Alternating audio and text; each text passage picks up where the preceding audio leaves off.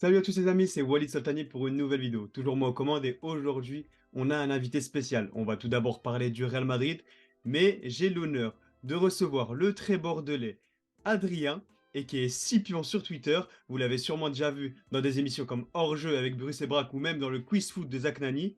Vous le connaissez peut-être sur Twitter ou X pour les intimes avec ses tweets vintage de qualité. Je présente Scipionista. Comment ça va, Scipion? Bah, écoute, ça va très bien, Walid. Merci beaucoup pour l'invitation. Un plaisir de venir parler du Real Madrid avec toi.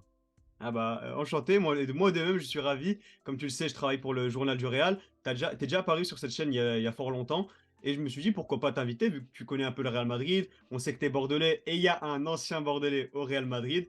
Du coup, on va peut-être en parler à un moment, vous allez voir. Et rentrons directement dans le vif du sujet. Même si avant, on va prendre un peu la température. Tout d'abord, pour ceux qui nous regardent, j'aimerais savoir, pour toi, c'est quoi ton rapport avec le Real Madrid? Est-ce que tu es un simple suiveur, un appréciateur, voire un fan? Non, moi, je vais mettre les pieds dans le plat et désolé si certains vont être déçus, mais on va dire je suis ni Barça ni Real parce que j'ai pas d'affinité particulière avec ces deux équipes, donc je vais pas m'inventer un ADN ou une fibre particulière. Mais bah, évidemment, le Real, ça me parle. C'est comme Zinedine Zidane était un de mes joueurs préférés. Quand il a rejoint ce club-là, bah évidemment, tu es obligé d'un petit peu de le suivre. Et bon, il y a eu l'époque des Galactiques. Et après, bah, pour moi, c'est vraiment un club qui est lié à la Ligue des Champions d'une manière inconditionnelle. On le savait hein, dans sa riche histoire que c'était une compétition qui était particulière au sein de ce club, mais c'est vrai que depuis une décennie, on a senti avec tous les scénarios spéciaux qui se sont déroulés, avec des matchs renversants, avec des joueurs qui prennent leurs responsabilités, avec voilà un Real qui même en position d'outsider, il faut jamais l'enterrer. Et c'est pour ça en fait, c'est moi ce que je retiens de ces dernières années, c'est une leçon. Je me souviens, tu sais, du fameux, il y a eu à chaque fois le Real quand ils affrontaient le PSG, Chelsea euh, Si, City, si. etc. Ouais, ils partaient pas vraiment pas favoris. Et en fait, tu te dis, ok, ces gars-là, faut jamais les mettre dans la peau du second rôle. Et même l'an dernier, tu vois, le Liverpool Real, on se disait, ah, c'est deux équipes un peu malades. Franchement, on sait pas trop ce que ça va donner. Liverpool, il ne reste plus que ça, alors peut-être. Et là, tu vois, 5-2 à Anfield. Donc voilà, moi, c'est ce que je retiendrai du Real maintenant. C'est une équipe qu'il faut jamais enterrer en Ligue des Champions. Bah, des éloges, c'est ce que tu fais au Real Madrid. Et c'est normal, c'est l'un des meilleurs clubs du monde, voire le plus grand club du monde pour certains, et pour beaucoup même, je dirais. Et comme tu l'as très bien dit, le Real, par exemple, en 2022, lors de son épopée, je regardais très bien les émissions d'hors-jeu, et vous étiez beaucoup à dire non, ça va pas passer contre Chelsea, Paris, City, et moi de même, parce que sur la physionomie des matchs, les effectifs, le Real Madrid était clairement pas favori face à ces telles équipes, mais bien sûr, la magie football, le dépassement de soi et bien sûr Karim Benzema, Thibaut Courtois, des grands joueurs qui font des grandes équipes ont surpassé cela et bien sûr on a vu la victoire finale. Bah en tout Walid, cas j'espère que les gens ils savent maintenant ce que ouais. tu penses du Real Madrid. Ça va, t'es pas anti-Real ou Non, non, Barça. je voulais même rajouter, je suis déjà allé voir un match au Bernabeu. Oh, C'était contre le Malaga Disco. Ça a oh. terminé sur un score fleuve 6-2. Et alors, tout le monde avait marqué ce soir-là. Il y avait eu Ronaldo, il y avait eu Özil, Benzema. Enfin, il y avait tellement de, tu sais, de stars sur la pelouse. Et honnêtement, j'avais pris ma place et j'étais content. J'avais vu 8 buts en un match. Ah Donc, ouais, j'imagine. pour quelqu'un qui suit la Ligue 1, crois-moi, ça faisait plaisir. Ah bah j'imagine. Et bah ça devait être en 2012-2013 si je me trompe pas. Ou Exactement, bah, 2012. c'est l'année où Malaga va en quart de finale Ligue des Champions. Donc, c'est bien ça. Bah ça va. Bah ouais, c'était ça exactement. Et Isco signe au Real juste l'année d'après. Tout à fait. Exactement. Et bah, on va rentrer dans le vif du sujet et attaquons directement les merengues. On attaque directement les merengues avec l'effectif. Que penses-tu globalement de l'effectif du Real Madrid 2023-2024? Bon, je vais pas te l'énumérer, ça fait trop long, mais je pense que tu connais un peu les joueurs avec Kepa, Alaba, Nacho, Fran Garcia, les milieux de terrain, les vétérans et l'attaque qui est assez pauvre par rapport aux effectifs de l'an dernier.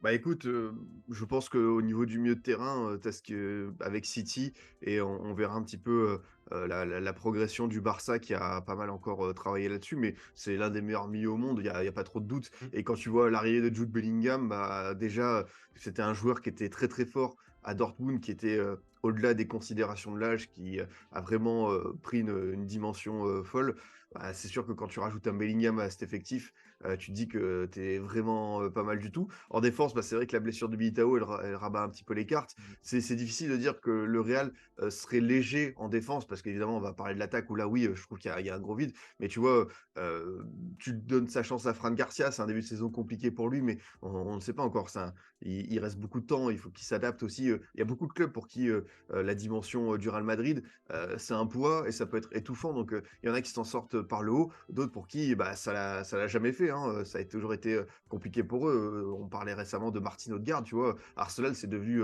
un des tout meilleurs, 10, un des tout meilleurs, joueurs, à son poste et pourtant au Real, bah, il y a toujours eu un petit truc, où, il n'a pas su, enclencher, l'étape supérieure. L'attaque, oui, l'attaque pour moi, c'est un problème et en même temps, je j'essaie de me mettre à la place de Florentino Pérez et comprendre pourquoi est-ce qu'il y a pas eu de recrues et c'est vrai quand tu regardes, les certaines doublures, je pense que Joselu, c'est une bonne idée parce que, voilà, tu sais que lui va pouvoir faire le taf, il connaît parfaitement la Liga, lui, jouer sur le banc, ça le dérange pas, mais dans un autre sens, le Real a beaucoup accumulé en fait de doublures, de joueurs secondaires offensifs qui ont été, bah, tout simplement très décevants. Hazard, catastrophe industrielle. Mariano Mariano. Diaz, c'est voilà, c'était devenu un touriste. Asensio, On c'était a pas forcément le meilleur ces dernières années. Asensio, c'était pas le meilleur. Après, voilà, Il faisait du bien. il faisait du bien, mais en même temps, on connaît Asensio, hein. On sait que voilà, il y aura un tir de loin de temps en temps, puis après, il y aura 4 matchs un peu pourris. Donc, peut-être qu'il fallait aussi couper le cordon et passer à autre chose. Et enfin, Jovic, qui a jamais su confirmer son étiquette de talent qu'on avait pu voir à Francfort. Donc voilà, je pense que Florentino Pérez, à partir de ça, il s'est dit, OK, maintenant, je sais de prendre vraiment que des mecs fiables. Et malheureusement, bah, il y a eu cette quête du numéro 9 qui s'est éternisée et il n'a pas su la concrétiser.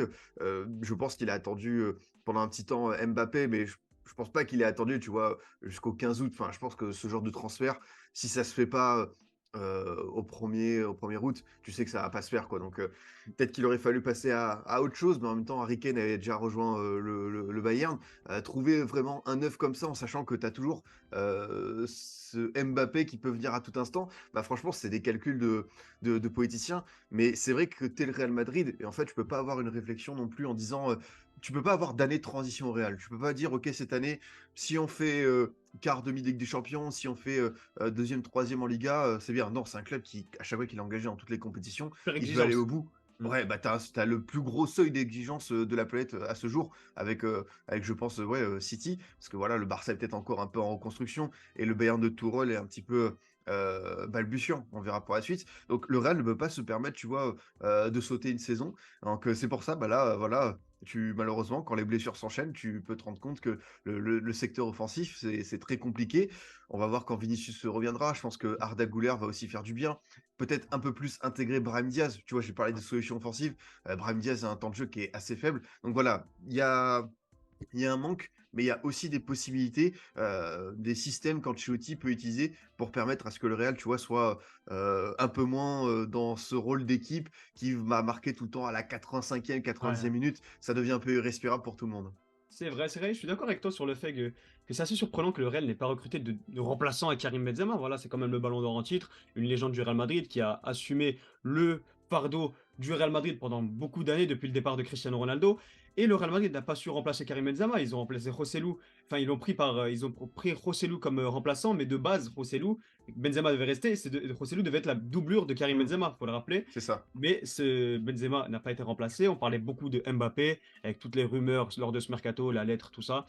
Mais il n'est pas venu au final. On a l'impression que Florentino Pérez appelle toujours au calme. Il appelle toujours au calme. On dirait qu'il a un accord éternel avec Mbappé, mais qu'il ne va jamais venir. Mais c'est quand même assez surprenant, comme tu l'as dit. Mais j'ai envie de te rassurer, le Real Madrid a déjà connu des saisons où, malheureusement, oui, il n'y avait pas ce grand joueur en attaque. Et c'est toujours, comme on peut dire, démerdé. C'est-à-dire que malgré le fait qu'il n'y a pas un très grand neuf dans l'équipe, je pense qu'ils font beaucoup confiance à Vinicius. Vinicius, ils lui ont donné des responsabilités cet été. Déjà qu'il a fait 2 très bonnes saisons auparavant. Ils lui ont donné des responsabilités avec le numéro 7, avec la propagande, avec la communication autour de oui, Les on veut pénaltys. on veut en faire l'attaquant numéro 1 de l'équipe, on veut en faire la star de l'équipe. Bon, malheureusement, il s'est blessé, mais on va voir ce que ça donne lors de son retour et s'il va assumer de porter le Real sur son dos, parce que l'année dernière, malgré que Benzema soit blessé, il a un peu porté le Real sur son dos. Voilà, on dit en Ligue des Champions, à Anfield, c'est lui qui sonne la révolte avec son doublé. Mais là, on va voir 101-9. Ça va être assez compliqué. Et comme tu as dit, pour les autres joueurs, avec Brahim Diaz, pour moi aussi, il mériterait beaucoup plus de temps de jeu, car quand il rentre, il fait beaucoup de différence. Il y a sa technique, et tu sens qu'il a envie de prouver dans cette équipe du Real Madrid. On Mmh. a beaucoup dit que c'était un passage assez mitigé à Milan, qu'il n'a pas réussi à s'imposer, et qu'au Real, il va cirer le banc. Sauf que là, on lui donne pas assez sa chance, alors qu'il y a assez de blessures et pas beaucoup de place en attaque. Normalement, il peut lui permettre de libérer son talent. Bon, Ancelotti est peut-être entêté, mais on va voir ce qui va se passer par la suite. Rodrigo, il a fait une très bonne saison l'année dernière. Il est à plus de 20 buts passe D cumulés. À voir sur toute la saison. Là, on fait un début de saison en mi-figue mi-raisin, on va dire. En l'absence de Vinicius, il a un peu de mal. Il veut porter tout sur son dos, alors que, en gros, c'est assez compliqué de porter tout sur son dos quand tu as juste Rosselló à côté de toi. Et comme tu as pu le dire, en attaque, c'est assez faible. C'est assez faible. Et pour toi, est-ce que l'année prochaine, le Real Madrid va foncer sur un attaquant de renommée, que ça soit Mbappé, que ça soit Haaland, même il y a peut-être des profils comme Alvarez ou un autre ailier, je sais pas. Qu'est-ce que tu en penses? Oui, ça par contre, je pense que ça va être une certitude. Ancelotti, c'est sa dernière saison, il va rejoindre le Brésil et on verra qui sera le nouveau coach, si c'est Xabi Alonso ou un autre profil. Mais je suis persuadé que oui, il y aura ce besoin d'avoir un nouvel attaquant phare. C'est un poste qui est tellement clé dans ce football moderne, qui t'apporte quand même une garantie, voilà, dans un club comme le Real de 30, 35, 40 buts. Donc, tu te dis, si tu fais venir, ce mec-là, quand tu as quand même une équipe, on l'a dit, hein, les fondements sont très bien, il y a des bases qui sont assez, solides, tu as une culture de la gagne, tu as des internationaux, de renommée, tu as en plus beaucoup, beaucoup de jeunesse, donc, tu as tout pour moi pour qu'il y ait un Real encore dominant sur une décennie. Et oui, il manque peut-être, ce fameux neuf, donc, à voir si ce sera Mbappé, ou un autre. Et tu l'as dit aussi pour les autres solutions offensives, bah, à partir du moment où Vinicius est aussi, décisif et a pris, cette, responsabilité-là de porter le Real, bah, moi j'ai envie de dire: «OK, on peut encore, l'accompagner». Je pense pas que, si Mbappé débarque, Vinicius, va se braquer. Et voilà, je pense que les 2 peuvent cohabiter en tant que numéro 1. De toute façon, Mbappé, ce qu'il fait au PSG, à savoir, bah, voilà, un peu ce qu'il veut, on peut le dire, hein, décider, qui peut rester, qui doit partir, tirer de tous les coups de pied arrêtés. Au Real, s'il débarque comme ça avec cette attitude, lui-même, je pense qu'il a conscience, voilà, toi tu le dis, lui-même il a conscience que ça va pas du tout se passer comme ça. Et Exactement. qu'au Real, Vinicius a déjà prouvé. Et Mbappé, quand bien même c'est un champion du monde, quand bien même c'est un mec qui te met, des buts à l'appel chaque saison, il devra quand même prouver au Real. C'est ça qui est fort, au sein de ce club. Donc, mais oui, oui, je suis convaincu que, voilà, je sais pas, c'est pas l'habitude forcément du Real de recruter au mercato hivernal, mais attention, si vraiment, on voit que ça se passe pas très bien, je pense qu'on peut aller chercher, peut-être pas un attaquant titulaire, mais au moins, tu vois, une doublure, quelqu'un qui peut jouer dans l'axe ou sur un côté, parce que je pense quand même que ça reste, encore léger pour, jouer sur tous les tableaux. Je suis d'accord avec toi. Ça va être compliqué si Mbappé vient de faire l'arrogant, de faire ce qu'il fait au Paris Oui. Saint-Germain. Je pense pas qu'il va se permettre de faire ça dans une telle institution. Il sait très bien, bah, apparemment le Real Madrid c'est son rêve depuis tout petit. Je pense qu'il a assez vu le Real Madrid pour voir que c'est une si grande institution qu'il faut la respecter et ne pas faire voilà, ses coups de communication à tout va et surtout pas à Pérez. Et comme tu as pu le dire, le Real Madrid, bien sûr précédemment, le Real Madrid a un quatuor au milieu, bien sûr avec les deux vétérans Modric et Kroos qu'on va parler juste après. Et est-ce que pour toi, le Real Madrid a le meilleur milieu de terrain du monde? Ah, c'est une question, compliquée. Peut-être le meilleur milieu de terrain, qui prépare le terrain pour l'avenir. Et encore, l'avenir immédiat, quand tu vois ce que, Modric, sait faire encore à 38 ans, tu dis: «OK, on peut encore le mettre dans la discussion». Je pense que si on parle vraiment de d'accomplissement, ce qu'a fait City l'an dernier, avec, tu vois, Rodri, Mmh, Stones, ouais, le niveau de ces gars-là, costaud. Bernardo, même De Bruyne, là tu dis: «OK, là c'est vraiment du très, très costaud». Il y avait Gundogan qui est parti au Barça et tout. Donc, je mets encore City, un petit peu devant par rapport à à la dynamique de la saison précédente. Mais oui, par contre, quand tu vois, les profils, en fait, c'est ça qui m'intéresse. C'est, tu as un Il y a une milieu de terrain qui diversité. est, voilà, mais ça franchement, tous dans leur registre, ils sont excellents. Tchouaméni dans sa faculté à récupérer des ballons, à être vraiment, la base, une plaque tournante qui sait bien se distribuer, parce qu'on l'oublie souvent, mais au niveau du jeu de passe, c'est quelqu'un qui sait faire, extrêmement, bien, Une qualité les assez les sous-cotée de différences. Tchouaméni. Ouais, je suis d'accord avec toi. Camavinga, voilà, on sait aussi que c'est, quelqu'un qui, dans la projection, dans la percussion, dans la facilité, à travers les petits espaces, est vraiment doué et enfin Bellingham, je pense que là, on est sur, un espèce d'alien qui a décidé de, voilà, d'enfiler le costume de sauveur, à chaque match du Real et en même temps, c'est vrai que, offensivement, c'est quelqu'un qui, a appris ça, je pense, de Dortmund, de la Bundesliga. C'est un championnat où tu peux, monter, on t'en voudra jamais en tant que milieu de terrain, d'aller dans la surface, d'aller 30 derniers mètres, d'être des fois mieux placé que l'attaquant pour finir les actions. Lui, il a su marquer beaucoup, beaucoup de buts à Dortmund. Là, c'est vrai qu'il est sur un rythme assez effrayant. Et oui, évidemment, c'est pas sur les buts qu'il met, il y en a beaucoup où il y a plus de gardien et tout, mais il est placé au bon endroit. C'est ça qui m'intéresse. C'est ça qui est fou. C'est ça, exactement. C'est que, ok, c'est pas les buts les plus difficiles de sa carrière, mais en attendant, c'est lui qui a la retombée du ballon parce qu'il Mmh. a vraiment un sens du timing On et dirait de un Inzaghi l'anticipation. alors que c'est juste un numéro 10, un numéro 8 quoi, tu vois? C'est ça, exactement. Donc c'est ça qui force le respect et voilà, pour retenir, conclure ça, je pense que le Real n'est pas loin d'être le meilleur milieu de terrain au monde. Il faudra juste voir par rapport à City et tout parce que, dans la capacité à maîtriser, à ce que tout le monde fasse des différences, City est encore un petit peu devant, mais c'est vrai que le Real, quand tu vois les profils pour l'avenir, c'est effrayant. C'est vrai que tu as raison, faut vraiment comparer à City parce que c'est eux les champions d'Europe en titre, à juste titre d'ailleurs quand ils ont battu le Real Madrid 4-0 en demi-finale retour, on s'en souvient bien.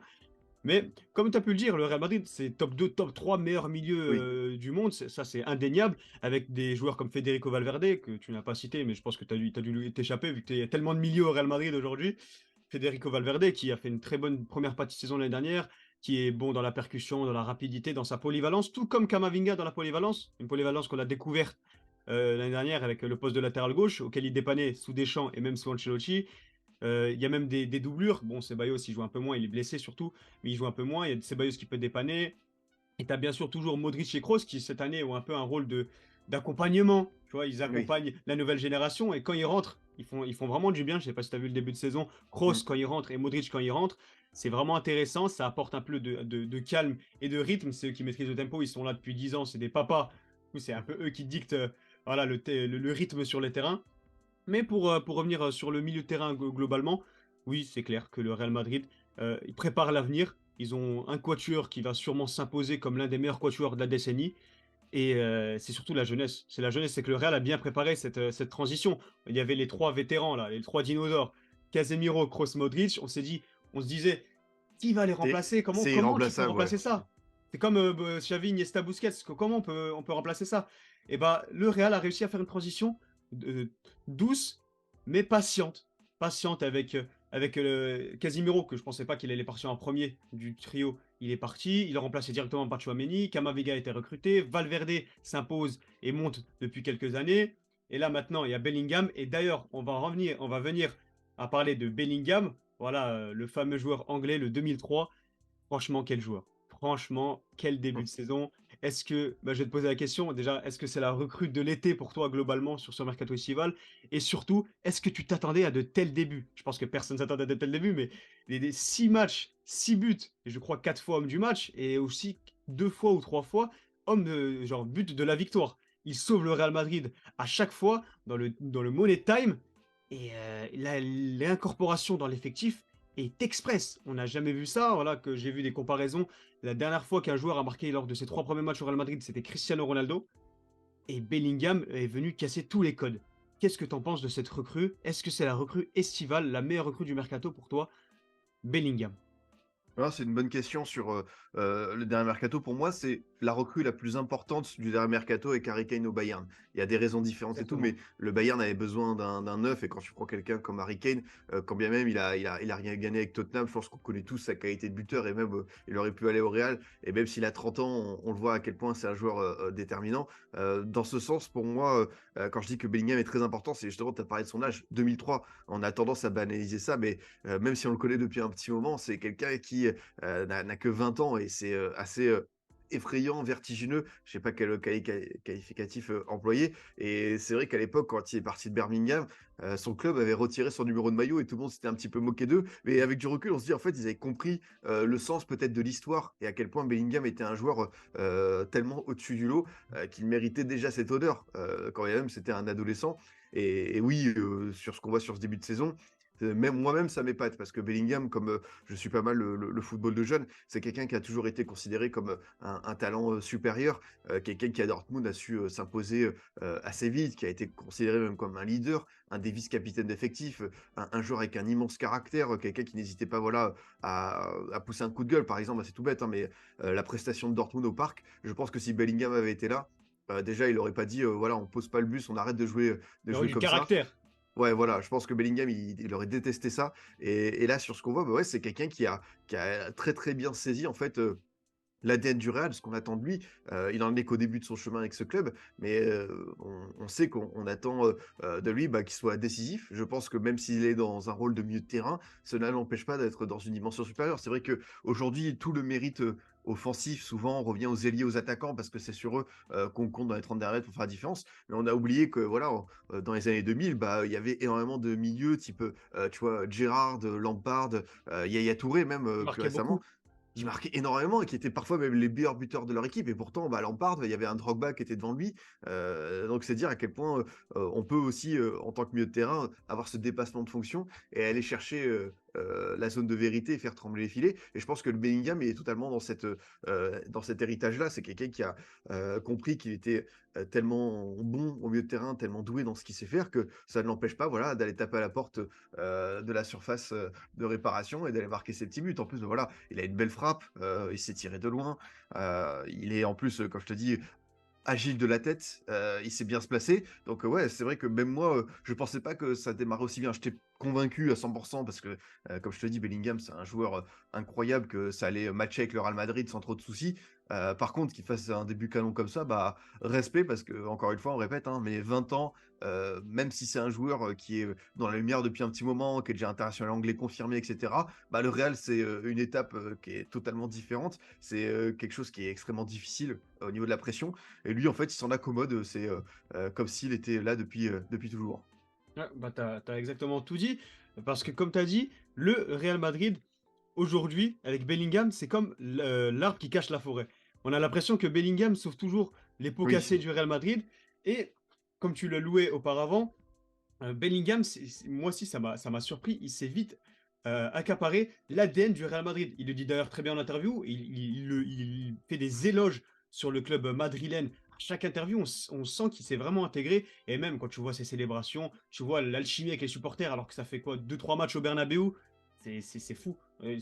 C'est devenu le chouchou du Santiago Bernabéu et une incorporation aussi rapide, comme je t'ai dit, on n'a jamais vu ça, à part CR7.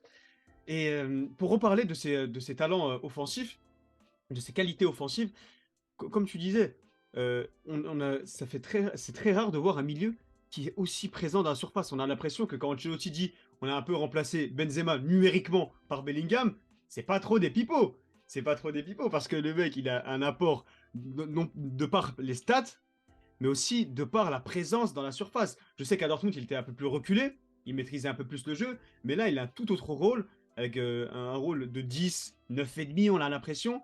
Il est présent dans la surface, et surtout, moi, ce qui m'a surpris, c'est sa qualité de tête, sa détente. Je ne m'attendais pas à qu'il marque, je crois, 2, voire 3 buts de la tête en ce début de saison. D'ailleurs, il y a Joselu qui marque beaucoup de buts de la tête, mmh, mais lui, je m'y attendais pas. oui. Et franchement, l'incorporation express de Bellingham, ça nous a tous surpris, moi le premier. Et on va parler de son compère, enfin compère, ils sont 4 au milieu de terrain, un joueur que tu connais très bien, Aurélien Tchouaméni, passé par l'AS Monaco, mais avant, passé par les Girondins de Bordeaux. Et moi, j'aimerais te poser une question, enfin plusieurs questions sur Tchouaméni. Tu sais très bien qu'il a fait une première saison au Real Madrid, enfin une première partie de saison assez exceptionnelle. Sa partie de saison avant Coupe du Monde est magnifique parce il devait remplacer Casemiro, ce qui n'est pas facile mentalement. Porter le maillot du Real Madrid, c'est pas une charge facile pour tout le monde. On l'a très bien vu, il y a plein de joueurs du Real Madrid qui se sont cassés les dents. Tchouaméni est venu remplacer Casemiro et ça s'est fait tranquillement.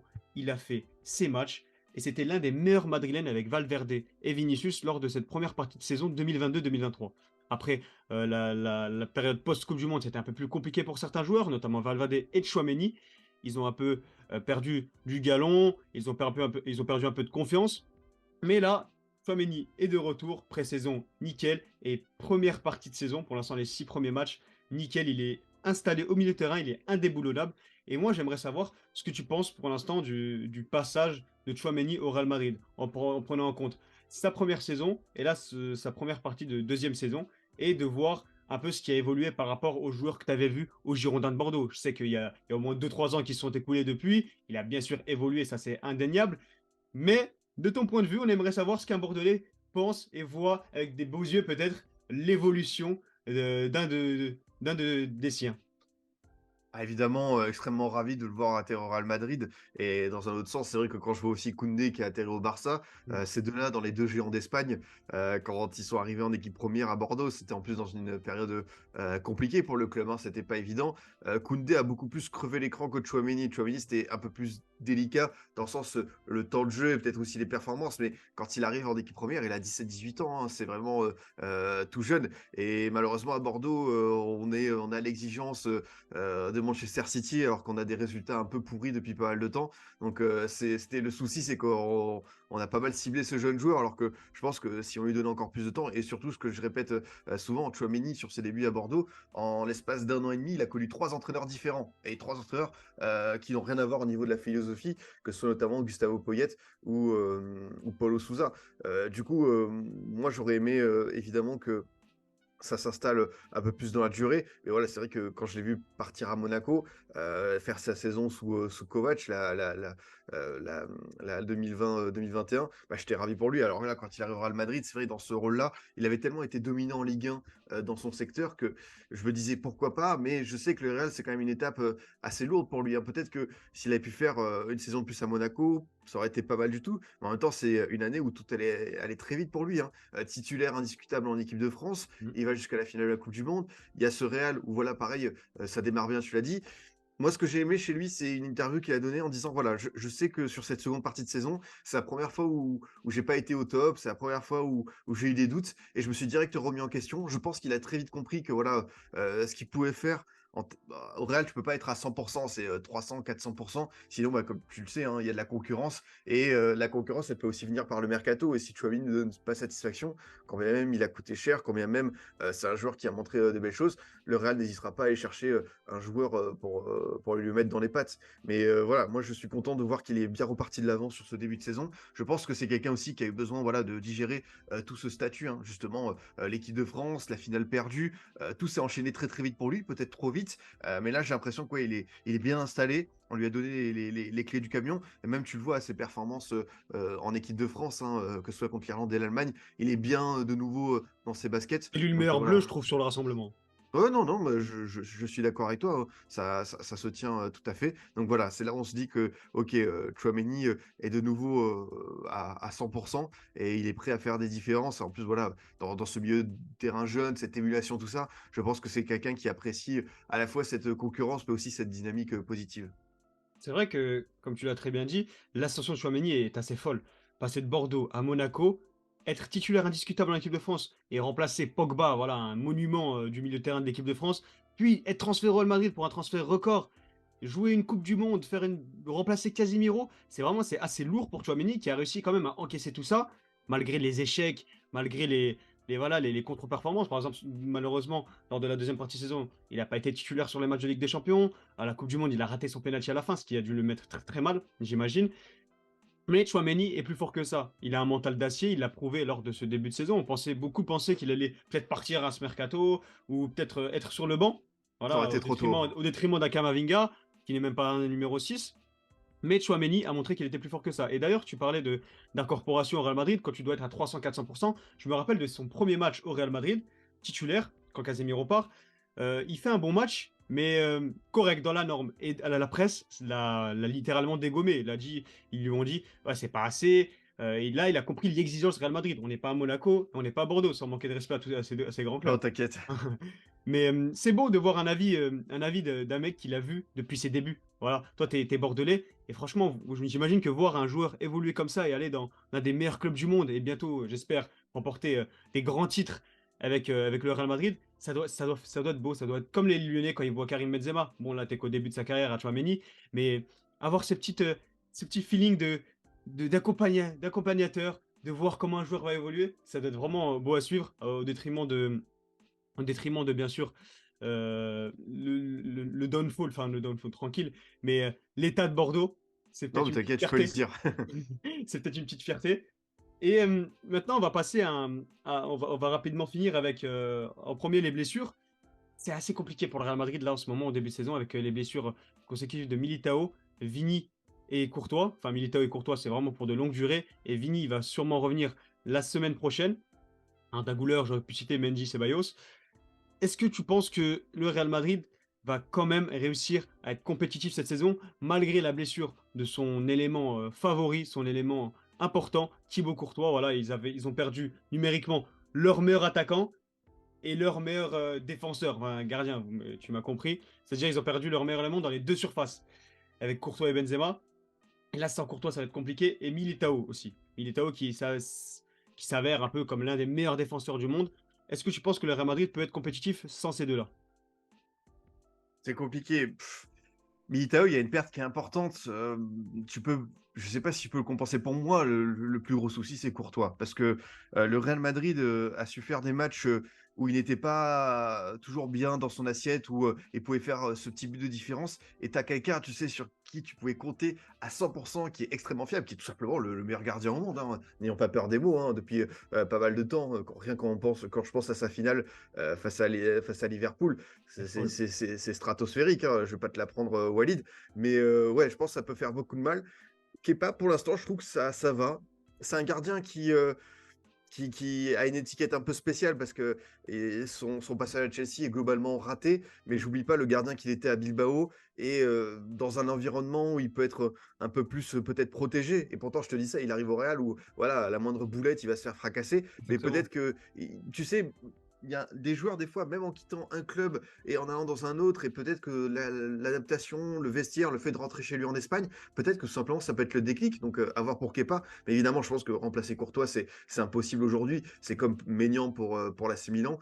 C'est des gardiens qui sont tellement déterminants pour leur équipe que voilà, tu vas devoir faire sans. Et c'est un souci. Voilà, tu l'as dit, Vinicius va revenir. Donc, je pense que ça va rentrer dans l'ordre. Il y aura un petit peu de temps, peut-être, de réathlétisation, mais je me fais pas trop de soucis. Et oui, c'est vrai que tu dis déjà, bon, il y a cette histoire de numéro 9 qui est pas venu, mais en plus, tu as ces gros problèmes de blessures.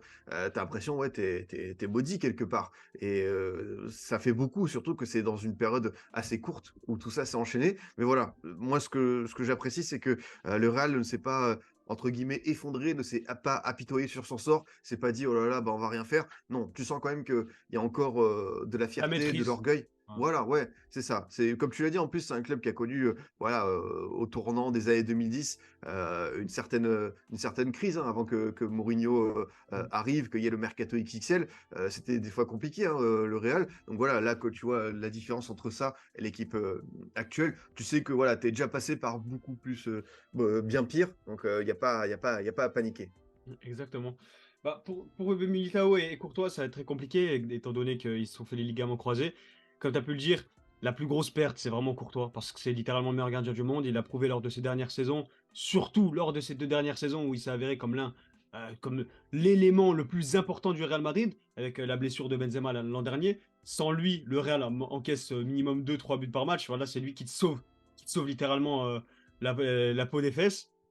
Mais avec la blessure de Militao, avec la blessure de Courtois, le Real Madrid a clairement perdu une assurance défensive. N'ayons pas peur de le dire, c'est normal, Mm. parce que tu n'as plus ta défense, ta charnière défensive à Alaba, Militao, qui était si performante lors de l'épopée 2022 et même la saison dernière, malgré les pépins d'Alaba. Désormais, c'est Alaba Rudiger qui tiennent la défense. On va voir ce que ça donne si ce duo arrive à prendre de l'expérience et performer au très haut niveau. On verra ça. On aurait pu parler aussi de Fran Garcia, même si on en a parlé au tout début, si je me souviens bien. Fran Garcia qui arrive de Rayo Vallecano, qui était de base un joueur du Real Madrid, mais qu'on a l'impression, sur ce début de saison, joue avec un maillot qui est assez de lourd, qui est Oui, assez... on sent qu'il a assez de pression quand il joue sous ce maillot, et c'est normal, c'est des vrais débuts au Real Madrid, il doit prouver, il doit s'installer au poste de latéral gauche, alors que Mendy est derrière, et il va revenir sa blessure, il va sûrement toquer à la porte, même si on pense que les blessures, ça va encore le toucher malheureusement. Mais Fran Garcia, pour sa défense, a fait 2 passes décisives, si je ne me trompe pas, contre, euh, contre la, le dernier match du Real Madrid la en Real, Liga. ouais. Voilà, la Real Sociedad, exactement, je l'avais plus. On va pas voir s'il prend du galon, ce petit Fran Garcia. En tout cas, c'est une bonne recrue sur le flanc gauche, même si le Real va potentiellement se positionner sur Alphonso Davies en 2024-2025. On verra ce qui se passe. En tout cas, c'est une bonne recrue pour l'avenir. Et moi, j'aimerais savoir, là, on va conclure un peu. Il reste quelques minutes dans l'appel. De toute façon, on peut le refaire après. Il reste quelques minutes. On va faire un peu de prédiction. Est-ce que j'aimerais savoir où tu vois aller ce Real Madrid? Au bout de quelle compétition? Si ça va prendre la Liga, si ça va un peu galérer, si ça va faire saison blanche, dis-moi. Non, pas saison blanche. Hmm. Hem, En Ligue des Champions, je suis désolé de refroidir l'ambiance, mais je vois bien City, continuer Back to de back? bah, ouais, faire un back to back et un peu imposer, une dictature sur quelques années parce que je les trouve, un peu au-dessus du lot, tu vois? C'est vraiment pour moi City chapeau 1 et je mets le Real, dans un chapeau 2 avec, notamment, le Bayern et ouais, pour moi, ça va être très compliqué à aller chercher. Par contre, quand je vois, l'attitude de l'équipe en Liga, le fait de, malgré toutes ces difficultés, réussir à gagner ses matchs. Alors oui, évidemment, des fois, c'est un petit peu compliqué, c'est tendu, notamment contre le Celta Vigo où ça se passe à la fin, le Real Sociedad où tu renverses le match, pareil, Getafe. Mais je trouve que en Liga, même avec, cette histoire de numéro 9, même avec les absents, l'effectif est totalement suffisant pour aller chercher le titre et je vais voir par rapport au Barça qui, c'est vrai, on a le sentiment qu'avec, Cancelo et Félix, il y a un petit peu, 2 individualités qui changent, drastiquement, le visage, de cette équipe. Mais, est-ce que le Barça va pas aussi être tenté de enfin percer, en Ligue des Champions, de revenir, tu vois, par exemple, dans un dernier carré et Quitte à peut-être laisser laisser de la Liga? l'énergie? Ouais, je pense qu'ils laisseront jamais la Liga, mais tu vois, inconsciemment, ils savent qu'après, 2 éliminations de suite en phase de groupe, ils doivent prouver et peut-être que leurs pensées vont aller vers, la Ligue des Champions. Ils viennent de décrocher la Liga, donc voilà. Mais moi, je vois bien, tu vois, le Real remporter la Liga, ouais. Je pense que, Vinicius va bientôt revenir. Je pense que même avec cette histoire de numéro 9, ce qui sera assez fou, hein, parce que honnêtement, gagner une Liga sans attaquant, tu vois, pur numéro 9 qui te met 20-25 buts, c'est fort. Mais je vois bien le Real, être capable de faire ça. Ah bah, t'es assez optimiste quand même parce que moi, c'est compliqué de voir le Real gagner cette Liga parce que le Mmh mh. Barça, en Liga, c'est assez connu pour être plus régulier que le Real Madrid. C'est une équipe Mmh. plus constante en général parce qu'elle arrive à gagner des points, des petits 1-0 par-ci par-là contre les petites équipes, que le Real Madrid bute contre ces petites équipes d'habitude. Mais comme tu as pu le dire, le Barça va plus se focaliser sur l'Europe parce qu'après 2 échecs consécutifs assez honteux, ils vont quand même essayer d'aller chercher ce petit quart, ce petit demi, on ne sait pas. Et le Real Madrid, si ça tombe contre un City ou un Bayern en quart, en huitième, ça peut être assez compliqué pour le Real Madrid. Mais n'oublions pas que même s'il n'y a pas de numéro 9, il y a toujours cette magie inexplicable au Real Madrid qui peut te permettre d'éliminer n'importe qui. Certes, il n'y a plus Karim Benzema, ça va être très compliqué. Mais tu l'as très bien vu dans vos émissions hors jeu. À chaque fois, c'est impronosticable. Le Real Madrid, surtout en phase finale de Ligue des C'est ça. Champions. On verra ce qui se passe. Même si le Real Madrid tombe face à un Manchester City, ça sera assez compliqué. Surtout par rapport à la gifle de l'an dernier. Ça sera assez compliqué, mais je pense qu'ils apprendront leurs erreurs. Et on va voir ce qui se passe. Je ne saurais pas pronostiquer le Real Madrid en Ligue des Champions. Mais je pense que ça va quand même aller jusqu'au dernier carré. Quand on voit qu'en 2020-2021, avec un Real décimé par les blessures sous Zidane, avec plus de 50 blessures sur la saison, avec des bricolages, Vasquez tout le long de la saison à droite, Ramos Varane blessé, ils ont quand même réussi à aller avec un tirage favorable en demi-finale de Ligue des Champions. Peut-être que cette année, ça peut le faire. Ça peut le faire d'aller dans le dernier carré au moins, on verra. Et la Liga, je suis un peu moins optimiste là-dessus. Après, pour tout ce qui est Coupe du Roi, Super Coupe, on verra selon la dynamique de l'équipe, parce qu'on sait très bien que le Real Madrid, ils peuvent super fort en Liga, en Ligue des Champions, et tomber en huitième contre Alcoyano, une des trois, et perdre. Je sais pas, en Coupe du Roi, c'est assez fou le parcours du Real Madrid. J'aimerais te demander, voilà, après cette énième question, là c'est vraiment la dernière question, on va faire quelques prédictions libres pour ce Real Madrid. Trois petites prédictions, on va se mouiller un peu, pour deux, trois comme tu veux, pour pronostiquer ce Real Madrid, que ce soit un joueur, nombre de stats qu'il va faire, ce qui va se passer, peut-être que le Real va aller en demi, je sais pas. On va se mouiller sur le Real Madrid. Moi je commence, je pense que Arda Güler, comme, je sais pas comment on le dit exactement, dès qu'il va revenir, je pense qu'il va réussir à un peu gratter de temps de jeu. Je pense qu'il va atteindre, à la fin de la saison, les 10 buts passe D. Ah, c'est pas mal, c'est costaud, C'est surtout pour un costaud joueur quand qui même. découvre le Real. Et- Je pense qu'il va faire des bonnes choses, des bonnes perfs. De là à faire, être décisif sur 20 buts, Non, 10 buts heu passe D cumulés. Attention, pas 20 buts. ah! Ah Ouais. oui, accumulé, ah oui, oui, ça c'est plus jouable. Ouais. Ah, je pensais que tu faisais un Ah, double-double je et me tout, je me mouille suis dit: pas «Ah trop ouais». quand même, hein, ça va. Ouais, bah, c'est vrai que là, avec ce cap symbolique, je pense que ça peut le faire, ouais, ça peut le faire. On verra ce qui se passe. Je te laisse faire une petite prédiction. Allez, je me lance, Bellingham dépasse la barre des 20 buts. Oh! Bah déjà, il est bien parti. 6 buts.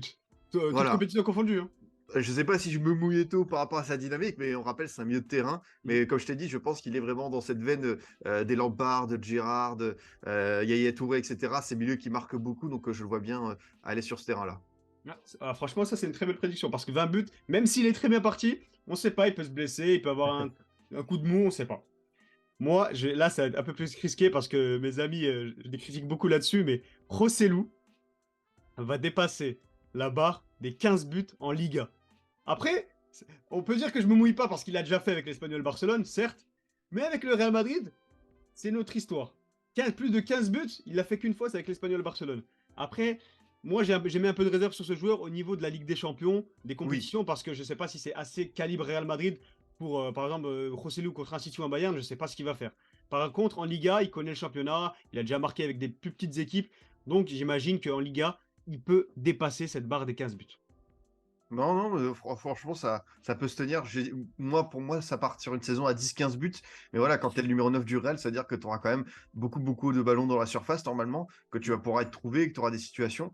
Et lui, comme je t'ai dit, il a cette expérience, j'ai vécu de la Liga. Coupe d'Europe, c'est évidemment plus compliqué. Mais c'est vrai que pour moi aussi, ça peut le faire. Ok, à toi. Bah, allez, je continue sur. Est-ce que je continue sur Bellingham ou pas? Ah, Allez, comme tu veux. allez, j'en fais une deuxième sur lui. Podium Ballon d'Or. Sur Oh! la... sur, Cette année qui va arriver là? Ouais, pas celle qui, enfin, pas le Ballon d'Or là, mais Ouais. le suivant, quoi. Ah, franchement, c'est une très très belle prédiction. Ça, je la ressortirai si jamais ça se passe, hein. Je Parce serai que le premier pour à le moi, dire. il a vraiment, voilà, on sait que cette distinction individuelle laisse une prime aux attaquants, aux joueurs offensifs, une trop grande place, et c'est un petit peu regrettable. Mais ce joueur-là est quand même dans une dimension un peu supérieure. Et justement, ce qui me plaît, c'est que je pense que ça peut séduire les membres du jury et se dire, ok, là, on a un milieu de terrain quand même qui sait tout faire. Et c'est comme peut-être tu vois, un De Bruyne quelque part, hein. C'est ces joueurs qui sont au milieu de terrain, qui sont tellement décisifs, tu es obligé de les mettre dans la discussion. Et j'ai envie de te dire que lui, en sa faveur, il est plus bankable qu'un De Bruyne, tu vois. Il est jeune, il est anglais, il est signé au Real Madrid, tout le monde l'aime bien. Et c'est vraiment possible qu'au niveau des jurys, ça joue. Tu vois, ça joue énormément. Et je vais te dire une troisième prédiction. Là, ça va pas être sur un joueur, ça va être sur le Real Madrid globalement. Alors là, pour moi, le Real Madrid ira en demi-finale de la Ligue des Champions et se battra pour le titre de la Liga jusqu'à la 37e, 38e journée. Ouais, bon, ça a du sens, hein. Mm. Le Real, même ce que je t'ai dit depuis le début de l'émission, c'est tu peux jamais les enterrer en Ligue des Champions. Et même avec cette histoire de secteur offensif amoindri, ils seront en discussion quoi qu'il arrive. Et bah toi, t'as dit ça sera au duel pour la Liga. Moi, je pense qu'ils peuvent tout à fait l'emporter. Et voilà, c'est vrai qu'il faut voir un petit peu l'équation Atlético et tout. C'est toujours compliqué de savoir si on peut compter ou pas sur eux. Voilà, on sera vite fixé d'ailleurs avec le derby qui arrive. Mais ouais, moi, ça se tient. Non, ça se tient. Et je te laisse faire la dernière prédiction de cet entretien. J'hésite toujours entre Liverpool et le Real, mais je pense que Xabi Alonso va prendre la succession d'Ancelotti. Je pense que c'est lui qui sera choisi par Florentino Pérez. Parce que je crois que Klopp n'a pas terminé son aventure à Liverpool et il peut encore durer pas mal de temps. J'ai l'impression que voilà, il y a toujours Liverpool, il y a des temps forts, des temps faibles, Hmm. mais c'est quelqu'un qui maîtrise globalement ce club, qui connaît par cœur la PL. Ça va retrouver la Ligue des Champions l'année prochaine, je pense. Donc je pense que ça peut encore continuer. Et ça se presse à la porte de Xabi Alonso. Et vu ce qu'il est en train de développer à Leverkusen. Leverkusen, vu la manière dont il joue et sa connaissance du Real, le fait qu'il était entraîné par les plus grands, Florentino Pérez qui le connaît très bien, euh, j'ai l'impression que le Real se dit ok, Nagelsmann qui choisit la sélection allemande, peut-être qu'on aurait pu aller sur lui, mais ça va pas se faire. Je pense qu'en fait, les planètes vont s'aligner pour que Xabi Alonso prenne les commandes du Real et soit l'entraîneur de ce club pour un bon petit moment. Parce que moi qui le suis depuis pas mal de temps, je trouve que c'est très fort ce qu'il arrive à mettre en place au niveau de son discours, au niveau de son jeu, au niveau des individualités, au niveau du mercato, de son regard et tout. Donc pour moi, je suis convaincu que Xabi Alonso sera le successeur d'Ancelotti. Ça, c'est une très bonne prédiction. Et j'espère qu'elle va arriver. J'espère vraiment qu'elle va arriver. Car la succession d'Ancelotti, d'ailleurs, c'est très rare les cas comme ça. On sait qu'un entraîneur va partir à la fin de la saison. C'est limite officiel. Oui, Ça, c'est très rare. Et la succession, bien sûr, la question, elle se pose. On parlait beaucoup de Raoul, qui entraîne le Castilla. On parlait beaucoup de Xabi Alonso, comme tu l'as dit, avec le Bayer Leverkusen. Et il y avait, comme tu as pu le dire, des pistes avec Nagelsmann, Klopp. Mais je pense que le Real Madrid va surtout choisir entre Raoul et Xabi Alonso. En tout cas, je crois que ça se dessine un peu plus sur Xabi Alonso, parce qu'il est en train de faire quelque chose de costaud quand même avec Bayer Leverkusen. Certains spécialistes disent même que dans son jeu, dans sa philosophie, c'est un peu un mélange de Pep Guardiola et de Carlo Ancelotti. C'est un mélange de plusieurs coachs, vu qu'il est un peu plus jeune, il C'est s'inspire un ça. peu de Lama, de tous les gros coachs européens. Et ce qu'il développe avec le Bayer Leverkusen, c'est tout simplement très costaud. Très costaud, ce qui peut attirer le Real Madrid. Et en plus, il connaît la maison, comme tu as pu le dire. Il était au Real Madrid durant quelques années, au début de la décennie 2010. Moi j'aimerais bien. Franchement, ta prédiction, elle me plaît. Du coup, on stream. On stream énormément. Et bah, on va clôturer là. J'aurais pu faire une petite prédiction sur Vinicius, mais j'ai pas envie de me prononcer avec sa blessure. Je sais pas comment il va revenir, même si je sais qu'il va revenir très très fort. Je sais pas comment il va revenir. Je voulais dire qu'il fait une meilleure saison que les saisons dernières. La précédente, ouais. Ouais, il a fait 23 buts, 20 passes D, je crois, la saison dernière, dans ces eaux-là. Là, il y a 2 ans aussi. Là, avec le retard qu'il a pris, je sais pas s'il va être capable de faire ça. On lui souhaite bien sûr. Et on arrive à la fin de cet entretien, cette vidéo. Et c'était un plaisir, Scipion. Franchement, très belle discussion. Je sais pas ce que tu as pensé de cet Bah, entretien.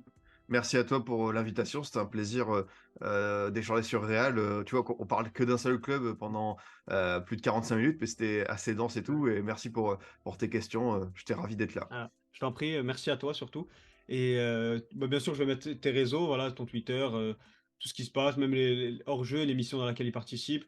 C'est un très bon tweetos, enfin maintenant X si vous voulez. Il est très bon tweet. Franchement, Ixos. j'aime beaucoup tes analyses, tes tweets un peu. Je repense à un tel joueur. Ça me fait un peu, ça me rend un peu nostalgique. Et franchement, allez suivre Scipion. C'est un très bon gars. J'espère que la vidéo vous a plu, les copains. J'essaie d'amener un invité sur la chaîne avec un spécialiste un peu bordelais, même si on n'a pas parlé de Bordeaux. Il y a un peu un lien avec Chouameni. Il suit le foot aussi en général. Et d'avoir un avis extérieur sur le Real Madrid, c'est toujours sympa.